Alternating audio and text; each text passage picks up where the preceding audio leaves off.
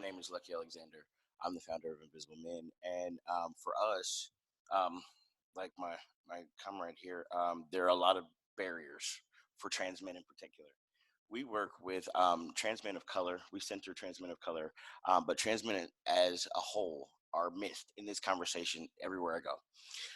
No one's talking about trans men. No one is asking about where we are or where are we in these conversations.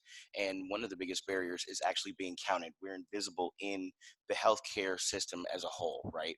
So in medical providers, where medical providers are providing that healthcare, we're counted as women. And when we go to the different offshoots of testing and whatnot, we're counted however we show up. So for me, a lot of times I have to lie to the tester and tell him, yeah, I'm MSM, because that's how I get counted. That's how I get tested, because in other ways we get screened out.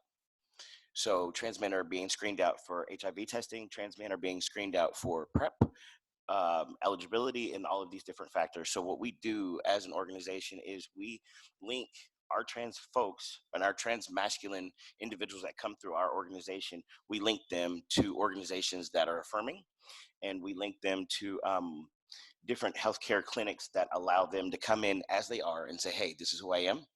I need PrEP, or I need to be tested, or whatnot. And so we screen or we vet those organizations. So we have in a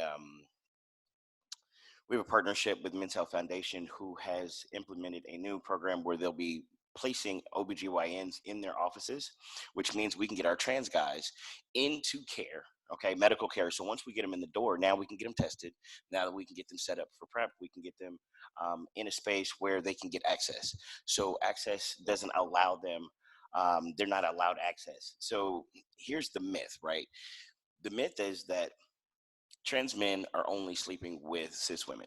So oftentimes we are lumped in with the lesbian population. And because we are lumped in with the lesbian population, the myth continues that we are at the lowest rate for HIV transmission. That is the furthest from the truth. There was a study done out of New York that dropped September of last year that identified that 90% of trans men identify outside of the straight, which dramatically raises what our risk looks like. 30% of that 90% are having receptive sex with partners that produce semen. Okay, 52% of those folks are having condomless sex.